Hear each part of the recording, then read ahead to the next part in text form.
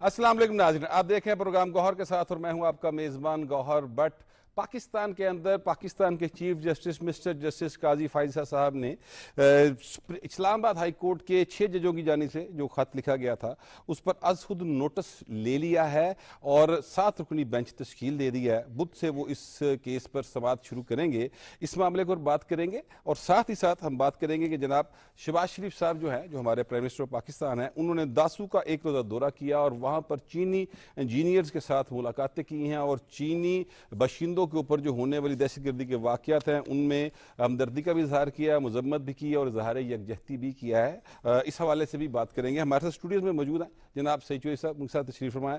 जनाब खालिद क्यूम साहब, आज पहली बार मेरे प्रोग्राम में तशरीफ़ लाए हैं, बड़े सीनियर सहाफ़ी हैं। उनके साथ मौजूद है जनाब सहेब मरहूब साहब, ये हम चारों से सीनियर सहाफ़ी और तजिया निगार हैं।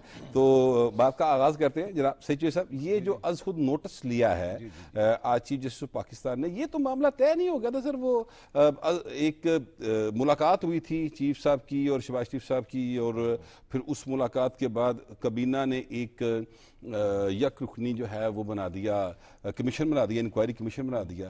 तो फिर ये अचानक से ये क्या हो गया सर? ये देखिए, जब पहले फुल कोर्ट में ये मामला गया, फुल कोर्ट से मंजूरी ली गई कि मैं वज़ीर आज़म से मुलाकात की या वज़ीर आज़म की तलबी कह लें उसको, ये ज़ाहिर उनके डेकोरम के लिए, कोई एहतराम के लिए लफ्ज़ उस तरह इस्तेमाल किए जाते हैं।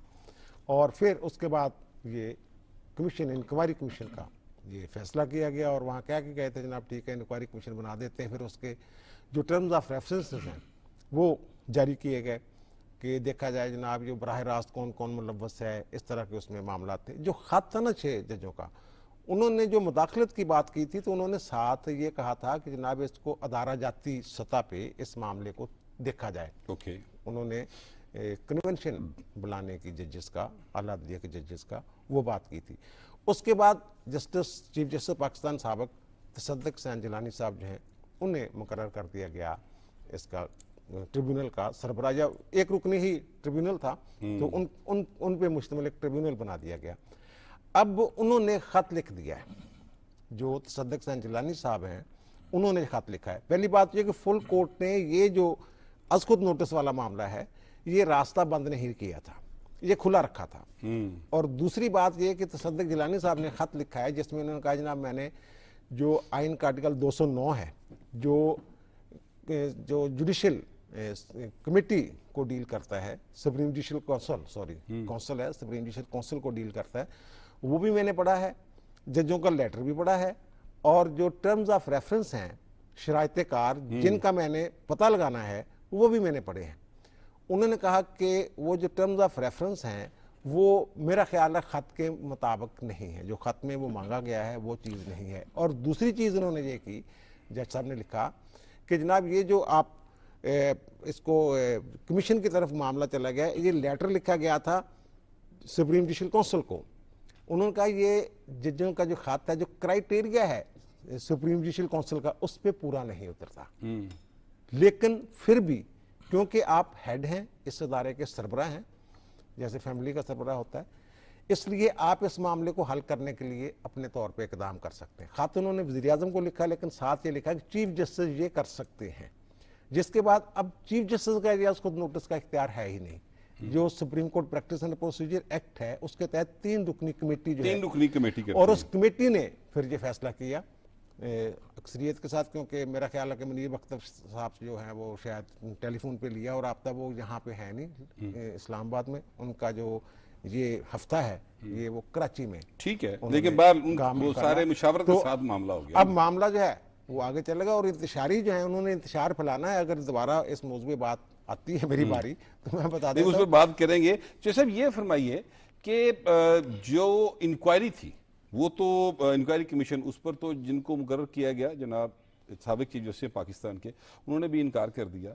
लेकिन अब मामला बेहतर अंदाज में सिमट जाएगा क्योंकि काफ़ी एक हिजान की कैफियत पैदा हो गई थी। देखिए कि सईद चौधरी साहब चूँकि हाई कोर्ट और सुप्रीम कोर्ट की माजी में बड़ी इन्होंने तसल्सल के साथ रिपोर्टिंग की है, तो बड़े मतात अंदाज में उन्होंने इस हवाले से जो इस 184(3) के तहत जो चीफ जस्टिस पाकिस्तान ने नोटिस लिया है, इसके जो फ़नी पहलू हैं उन पर गुफ्तगू की है।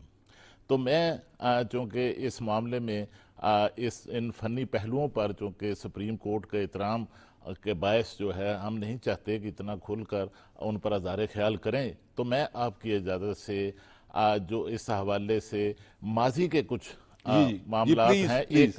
एक ऐसी पार्टी, एक ऐसी जमात जो इस वक्त अदलिया की आज़ादी पर जो है वो ज़्यादा बात कर रही है, उनका भी जो माजी है वो आपके सामने रखना बिल्कुल, क्योंकि देखिए ये सारे मामले का बाहर एक पॉलिटिकल पहलू है।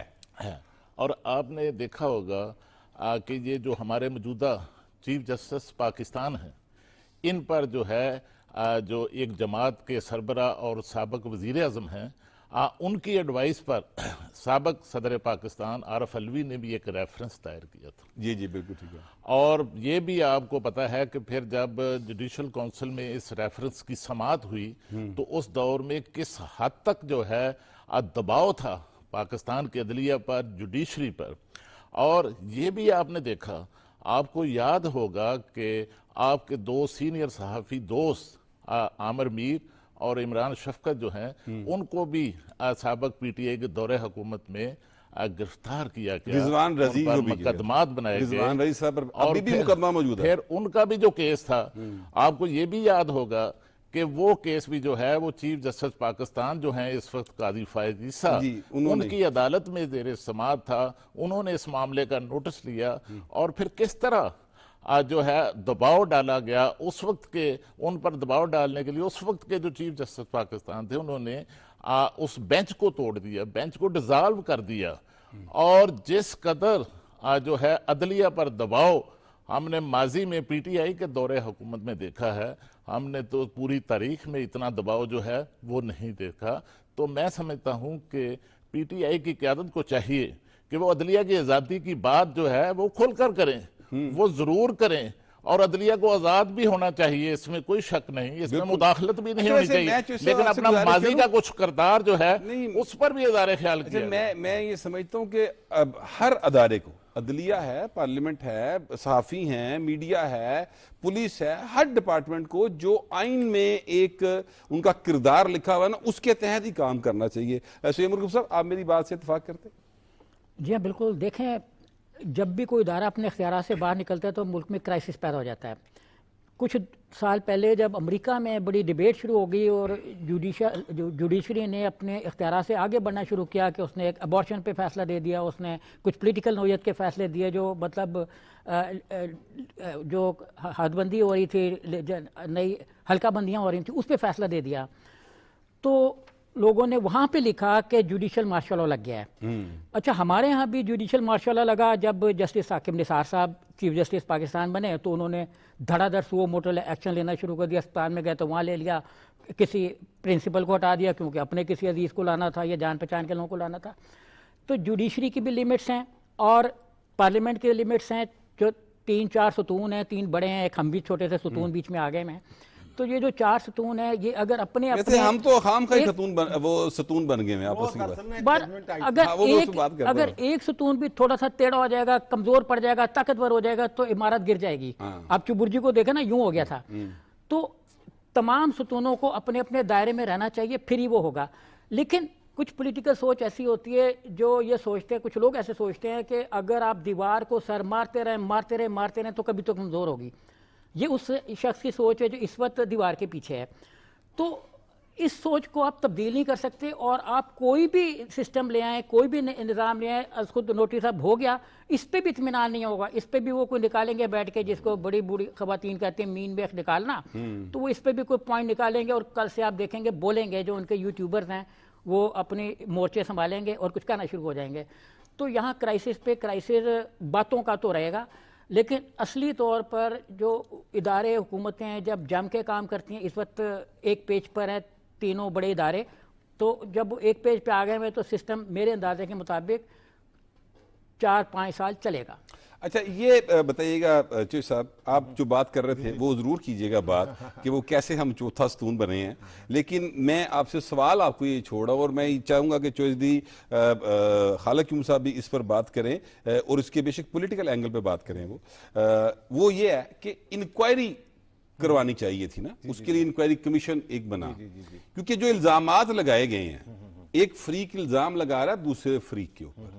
अब उसने बारे सबूत तो उस फ्रीक के ऊपर है ना कि वो साबित करे कि ये जो बातें कही जा रही हैं ये दुरुस्त है, और अगर वो नहीं साबित कर पाते तो फिर उनके खिलाफ जो भी कानूनी एक्शन हो सकता होगा वो होगा। लेकिन अब तो इंक्वायरी नहीं हो सकती, अजखुद नोटिस केस के अंदर इंक्वायरी तो नहीं हो सकती, वहां पर वो इंक्वायरी कमीशन तो नहीं है। तो ये फिर कैसे साबित होगा कि जनाब जो इल्जामात इन्होंने लगाए हैं वो दुरुस्त हैं या गलत है?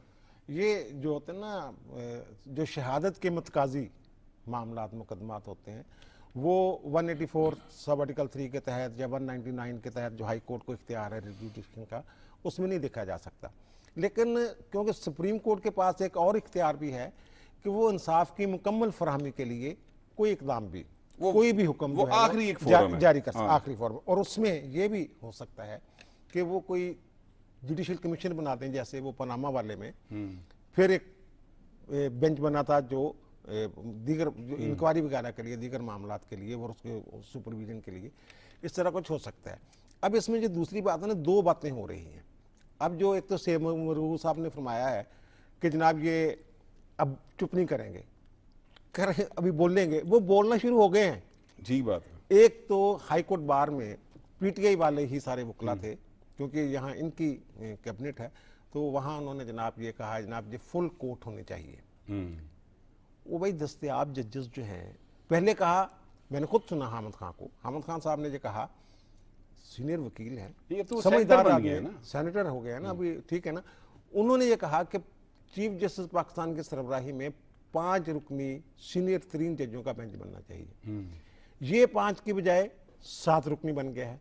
और दूसरा जो खत लिखा गया था, वो लिखा गया था सुप्रीम जुडिशल काउंसिल को, जो 5 जजों पे मुश्तमिल है, 3 सुप्रीम कोर्ट के सीनियर 3 जज और 2 हाई कोर्ट्स के। और उनमें इनके अपने जिनके खिलाफ शिकायत की हुई है, इन्होंने chief justice Islamabad high court के, जनाब हमने उनको खत लिखा तो आगे कुछ नहीं हुआ, वो सारा। और दूसरा ये कि ये खत अब लिखा है, वाकया 2023 का है, उस वक्त के जो चीफ जस्टिस है बंदयाल साहब, उनके साथ इनकी 20 मई को मुलाकात होती है, इन्होंने खुद लिखा है, वो कि जाके बताते हैं, लेकिन वहाँ भी कोई एडवाइस दे के इनको पीछे करते हैं। दूसरी बात ये है कि अब ये कह रहे हैं कि जनाब इंतज़ामिया के ऊपर तो इल्ज़ाम है, इंतज़ामिया क्यों इसकी इंक्वायरी करवाए, ये एक इशू था ना। अब ये है कि जो इल्ज़ाम लगा रहे हैं जो मुद्दई हैं, तो फिर मुद्दई जो हैं उनको मुकदमा हल करने के लिए क्यों दे दिया जाए? अदलिया और इंतज़ामिया 2 हो गए ना। इंतजामिया ठीक बात है कि फिर उनको ये इख्तियार, लेकिन अब बहरहाल अब जो हो गया, अब तो मामला चल पड़ा ना, अब ये सूरत-ए-हाल है, बात आगे बढ़ गई है। जो माजी में होता था ना, माजी में जो होता था वो पहले की बातें हैं, जब जस्टिस शबीर होते थे, उनके खिलाफ ना इंट्रा कोर्ट मील में लाहौर हाई कोर्ट के ही उनके अजीज रिश्तेदार जज थे, उन्होंने खिलाफ कोई ऑब्जर्वेशन दे दी थी, वो चल गए थे सुप्रीम कोर्ट में, चैलेंज कर दिया था उन ऑब्जर्वेशंस को। तो वहाँ ये कहा जाता है जो कोड ऑफ कंडक्ट है उसके मुताबिक तो आप अदालत में आ ही नहीं सकते, जज साहब कैसे आ सकते हैं? उसमें फिर पहली दफ़ा ये डिक्लेयर किया गया था कि जज जो है अगर उसका मसला हो तो वो खुद आ सकता है, अगर उसके खिलाफ ऑब्जर्वेशन हो। इसके बाद फिर दीगर मिसालें आई, काजी साहब भी गए, काजी साहब खुद पेश होते रहे हैं, मोहम्मद चौधरी साहब गए। तो ये आपका मतलब है कि नहीं, मैं थोड़ा क्योंकि शायद हमारे पास टाइम शॉर्ट है आज, मैं ये कहना चाह रहा हूँ कि इसका मतलब है कि आपकी बात से मैं समझूं कि इन जजों को मौकफ देने के लिए बुलाया जा सकता है और ये जाएंगे, और इनको जाना, अगर अदालत बुलाएगी फिर तो जाना पड़ेगा, और जाएंगे फिर जो दिए हैं इल्जामात लगाए हैं, और वो जनाब अगर वो कैमरा मिला। हालांकि मुझे ये बताइए ये कैसे साबित होंगे इल्जामात? ये समाअत जो होगी ये तो इल्जामात को साबित करने के लिए तो नहीं हो रही ना, ये इंक्वायरी तो नहीं हो रही है। देखिए ये जो इल्जामात हैं, ये इनमें इल्जामात जो हैं वो एग्जेक्टिव पर भी आयद किए गए हैं। तो एग्जेक्टिव पर अगर इल्जामात हैं या दीगर कोई इल्जामात हैं दीगर हवाले से, तो उनकी इंक्वायरी के लिए जो है माजी में भी हमने देखा कि सुप्रीम कोर्ट की तरफ से भी मुख्तलिफ किस्म के कमीशन जो हैं वो बनते रहे हैं, और ये कमीशन बनते रहे हैं जो 1952 का कमीशन ऑफ इंक्वायरीज एक्ट है जो 2017 में इसको जो है वो अमेंड कर दिया गया था, तरमीम कर दी गई थी। तो उसके तहत जो है या तो कमीशन बनते रहे हैं या फिर सुप्रीम कोर्ट की तरफ से जो है इस किस्म की जो इंक्वायरीज हैं उनके लिए JITs जो हैं अब वो भी एग्जेक्टिव के हवाले से जो मामला रहे हैं उन पर बनती रही हैं। तो इसमें देखिए कि क्योंकि सुप्रीम कोर्ट ऑफ पाकिस्तान जो है वो जाहिर है कोई वो इस तरह की इतनी इंक्वायरी तो बराह रास्त वो नहीं कर सकती। इंक्वायरी के लिए कोई ना कोई कमीशन जो है वो तश्कील दिया जाता है। तो इसमें मैं समझता हूँ कि जो कमीशन बनाया गया था वज़ीर आज़म पाकिस्तान की तरफ से, वफाकी काबीना ने जिसकी मंजूरी दी थी, वो जो वज़ीर आज़म पाकिस्तान की चीफ जस्टिस पाकिस्तान और जो सीनियर जो हमारी अदलिया के जज साहिबान हैं उनके साथ जो मुशावरत हुई थी, उस मुशावरत के नतीजे में ये कमीशन जो है ये बनाया गया था। और जो अलामिया था सुप्रीम कोर्ट ऑफ पाकिस्तान का, उस अलामिये में भी ऐसा हुकूमती कमीशन की तईद और तस्दीक जो है बिल्कुल ठीक वो मौजूद थी। हमने देखा वो मौजूद थी। तसद्दुक हुसैन जिलानी साहब जो साबिक चीफ जस्टिस पाकिस्तान है, उन्होंने इनकार कर दिया ना सर, तो इसलिए फिर शायद ये रास्ता इख्तियार करना पड़ा। लेकिन जाहिर है कि चीफ जस्टिस पाकिस्तान ने दीगर सीनियर 3 जजों के साथ मिलकर मुशावरत से ये इकदाम किया है, तो ये तो अपनी जगह पे एक कानूनी और आईनी पोजीशन है और एक उनका हक है। लेकिन मेरा सवाल जो है शोएब मरगूब साहब वो आपसे ये है कि जनाब जिन असहाब ने, जो कि 6 जज साहबान हैं और जाहिर है कि इस्लामाबाद हाई कोर्ट के जज साहबान हैं और बड़े मोअज़्ज़ज़ तरीन वो ओहदे पर फायज हैं, उन्होंने इल्ज़ामात लगाए हैं एग्जेक्टिव के कुछ लोगों के ऊपर। अब वो हाई कोर्ट के जज हैं सर, सवाल ये उठता है कि उन्होंने खुद नोटिस क्यों नहीं लिया और खुद तलब क्यों नहीं किया मुतलका जो एग्जेक्टिव हैं उनके जो सरबराहान हैं उनको, और फिर इतने अरसे बाद जो कि मई के वाक़यात हैं और ये अब मार्च में जाके उसके ऊपर वो शोर गुगा मचा है, तो ये लेट की वजूहात कुछ समझ आती है सर? ये किसी के भी समझ में नहीं आएगी पूरी दुनिया में, और ख़ुद मेरा ख्याल है उनकी भी समझ में नहीं आएगी जिन्होंने ये किया है, मतलब वो जो 6 लोग हैं उनकी समझ में भी नहीं आएगी। आप ये देखें कि जितने भी क्राइम होते हैं या फौजदारी हो चाहे सिविल हों, ख़ासतौर पर फौजदारी में, कि आपने 15 दिन के अंदर अंदर जो वो चालान पेश करना होता है कोर्ट में और एफआईआर इमीडिएटली देनी होती है। अगर एफआईआर में इवन 2 घंटे की भी ताख़ीर होगी तो पूछते हैं लोग कि ये इतनी ताख़ीर क्यों हो गई, और 2-3 दिन बाद तो वैसे ही सारे हक़ाइक़ मिटना शुरू हो जाते हैं। जैसे बेनज़ीर की शहादत के वक्त हुआ कि वक़्वा क्यों धो दिया, जिस बल्ब के अंदर था जो भी एलिमेंट अपना उसकी बगिंग डिवाइस थी वो उतर क्यों गई, बल्ब कहाँ पे है जिसके अंदर थी वो। तो ये सारी चीज़ें जब ज़ाया कर दी गई तो अब मेरा नहीं ख्याल कि इसमें से कुछ निकलेगा। इस पूरे आप ट्रायल कर लें, जजों को बुला लें, 6 जजेस पेश भी होंगे, होना भी पड़ेगा उनको क्योंकि सुप्रीम कोर्ट है और उनकी ख्वाहिश के मुताबिक कोर्ट ने अपना एक सुओ मोटो एक्शन लिया है। तो इसमें जो कुछ भी उन्होंने साबित करना है कि ये बल्ब के अंदर था, तशद्दुद हुआ, तशद्दुद को तो जो मतलब अगर तशद्दुद हुआ तो उसका तो फौरी तौर पर मेडिको लीगल होना चाहिए। अच्छा मेडिको लीगल नहीं हुआ तो तशद्दुद कैसे साबित होगा? कोई उसमें तशद्दुद की एलिमेंट्स उसके जितने भी अनासिर हैं जैसे साबित करना मौजूद ही नहीं है। तो एक ये सारा का सारा जो ये पॉलिटिकल स्टंट है कि कोई पॉलिटिकल गेम हो मुल्क में जो शायद नहीं हो रही, और मुख्तलिफ प्लेटफॉर्म्स हैं जो मतलब यूज़ हो रहे हैं सोशल मीडिया के जरिए से कि वो तो जाहिर है सोशल मीडिया के ऊपर तो फिर एक दबाव बढ़ाने की कोशिश की जाती है। अच्छा अब चूंकि हमारे पास टाइम शॉर्ट है खालिद ह्यूम साहब, आप जानते हैं कि चीनी बशिंदों के हवाले से जो एक पिछले दिनों में वाक़या हुआ, बड़ा अफसोसनाक वाक़या, उसकी हमारे सदर पाकिस्तान ने भी जाके उस पर जो है वो मजम्मत की, उनके चीनी सफारत खाने गए, हमारे जो वफाकी वज़ीर कानून हैं वो भी गए, हमारे प्राइम मिनिस्टर ने आज दौरा किया है बशाम के मुकाम पर जो वाक़या हुआ था उस सिलसिले में दासू का, और वहाँ पर चीनी इंजीनियर्स के से मुलाकातें की हैं। कैसे देखते हैं आप इस सारे मामले को? देखिए कि वज़ीर आज़म पाकिस्तान जब ये वाक़या हुआ, सानिया हुआ, जिसमें 5 जो चीनी इंजीनियर हैं वो हलाक हुए, तो सबसे पहले जो है वो चीनी सफारत खाने में हमारे वज़ीर आज़म जो हैं वो वज़ार यकजहती के लिए वज़ीर दाखिला भी गए थे, वज़ीर दाखिला जो हैं वो भी गए थे, लेकिन हमारे वज़ीर आज़म भी गए, वो गए, सदर भी गए, सदर पाकिस्तान भी गए, और इसी तरह आज वज़ीर आज़म वहाँ दासू में जो चीनी इंजीनियर्स हैं और चीनी माहरीन जो वहाँ पर काम कर रहे हैं उनके साथ भी यकजहती के इजहार के लिए जो है वहाँ पर वज़ीर आज़म गए, और वहाँ पर वज़ीर आज़म ने वाज़ेह किया इस मौका पर जो वज़ीर आज़म ने इज़हार ख्याल किया कि ये जो वाक़या हुआ है, ये जो सानिया हुआ है, इसमें दरअसल पाक चीन दोस्ती जो है उसको हदफ बनाया गया है, उसको टारगेट किया गया है, और सी पैक को जो है ख़ास तौर पर जो है वो टारगेट किया गया है। और पिछले कुछ दिनों से आपने देखा होगा कि ग्वादर के अंदर भी, ग्वादर कॉम्प्लेक्स पर भी जो हमला किया गया वो भी दरअसल सी पैक को टारगेट किया गया था, और यहाँ भी सी पैक को टारगेट किया जा रहा है। और इसमें जो हमारा दुश्मन जो मुल्क है वो बराह रास्त जो है इन वाक़यात के पीछे जो है वो मौजूद है, और इस हवाले से जो सबूत हैं वो भी जो हैं सबके इल्म में है, सबके नोटिस में है। और ये जो मामला हुआ है, ये जो दासू में हुआ है, इस पर भी जो है वहाँ पर इसके जो ताने बाने हैं वो भी वाज़े हो चुके हैं कि वहाँ पर एक हमसाया मुल्क जो है हमारा, वहाँ से सारी प्लानिंग जो है वो हुई है, और जिन ग्रुपों ने की है उनको भी जो है भारत की तरफ से जो है वो वाज़े तौर पर जो है उनकी आशीर्वाद जो है हासिल है। और इसमें जो है कई गिरफ्तारियां जो हैं इस हवाले से सहूलतकारों की भी हो चुकी है, इसमें मुलव्वस अफराद को भी ये हो बहुत चुकी अहम है। पेशरफ्त है। सहूलतकारों की जो है वो गिरफ्तारियां हुई हैं, और हमारी जो हुकूमत है सेठी साहब वो बहुत इसमें संजीदगी अपना दिखा रही है, और इस मामले को यानी एक वाकया हो गया तो आगे की तरफ चल पड़े और इसको यहीं पे रहने दे, ऐसा नहीं किया जा रहा। माजी में आपको याद होगा एक दफा इधर ही इसी जगह पे जी जी एक दासू पे ही डैम पे एक हमला हुआ था, वहाँ चीनी कुछ जहाँ वो हलाक हो गए थे।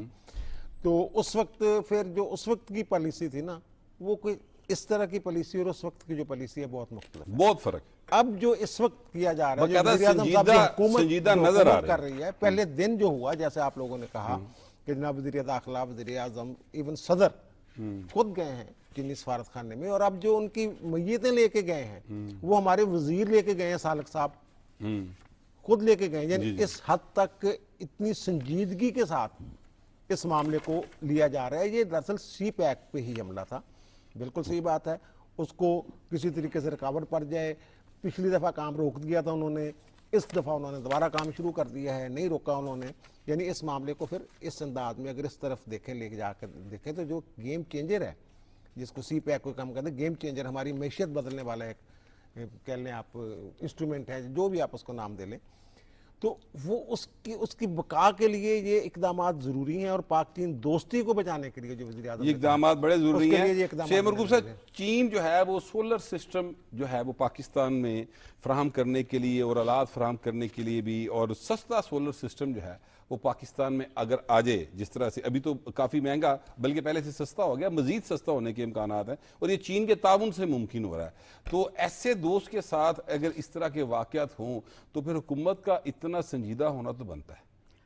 जी हाँ, बिल्कुल। देखें दुनिया कब तरक्की करती है, जापान ने कब तरक्की की। दो तरह के परसेप्शन है कि एक आप कॉटेज इंडस्ट्री को डेवलप करें जो बड़ी इंडस्ट्रीज़ को सपोर्ट करे, ख़ासतौर पर जो अपना स्टील इंडस्ट्री है या हैवी कॉम्प्लेक्सेस उनको सपोर्ट करे। तो जापान ने दोनों तरह की इंडस्ट्रीज़ को किया। पाकिस्तान में स्टील इंडस्ट्री भुट्टो दौर में लगी, इससे पहले स्टील पे काम ही नहीं हुआ था। तो सोलर हमारा देखें दुनिया भर में कॉन्सेप्ट है कि फर्नेस ऑयल से बिजली पैदा करने का मतलब ये है कि आप महंगा ऑयल जला के सस्ती बिजली पैदा कर रहे हैं। 27,000 मेगा अपना मीट्रिक टन जब फर्नेस ऑयल था तो हम 12 रुपये यूनिट के हिसाब से बिजली दे रहे थे। तो इसको क्राइम डिक्लेयर किया। हमारे यहाँ अगर आप एनर्जी मिक्स का देखें तो 46,000 मेगावाट हम बिजली जनरेट करें तो टोटल, जिसमें हाइडल एनर्जी जो है उसका पोर्शन सिर्फ जो है वो 10,000 का, तो तकरीबन 22-23% का है। और 36 ये हुकूमत जो है काफी इकदाम मैं कहना जी, चाह रहा अब हूँ ये जो प्लांट लग रहा है ना, इससे हम हमारा वो वाला परसेप्शन कि हम वो चीज़ लगाएं, इंपोर्ट पे बिल कम करें, क्योंकि इंपोर्ट बिल हमारा इन दोनों की वजह से बहुत बढ़ गया हुआ था, खासतौर पे सोलर के प्रोडक्ट की इंपोर्ट की वजह से। और बहुत से रुके भी थे, जब बीच में 18 माह में एक ज़र मुगालत के ज़खायर हमारे खाली हुए थे। तो इंडस्ट्री लगने से ही मुल्क तरक्की करते हैं, और हमें ज़रूरत सोलर एनर्जी की है। दुनिया भर में घरों की छतों और पे इसके लिए चीन जो है, सर हमारा टाइम चूंकि अब खत्म हो गया तो इसलिए मैं आपको रोक रहा हूँ। आप तीनों मेहमानों का बहुत ज़्यादा शुक्रिया। चीन जो है हमारी हर हवाले से मदद कर रहा है, और उनके बाशिंदों के ऊपर, उनके इंजीनियर्स के ऊपर, और उन लोगों के ऊपर जो पाकिस्तान में आकर पाकिस्तान की खातिर काम कर रहे हैं, जिस तरह के हमले किए जा रहे हैं, ये बिलाशुबा पाकिस्तान दुश्मन अनासर हैं जो ये काम कर रहे हैं। और इस बार हुकूमत और इस्टेब्लिशमेंट एक पेज पर है, और यकीनी तौर पर उनका खात्मा अब हो जाएगा। ये हमारा आज का प्रोग्राम था। अपना फीडबैक जरूर दीजिएगा। आपसे मुलाकात होगी अब कल। अल्लाह निगहबान।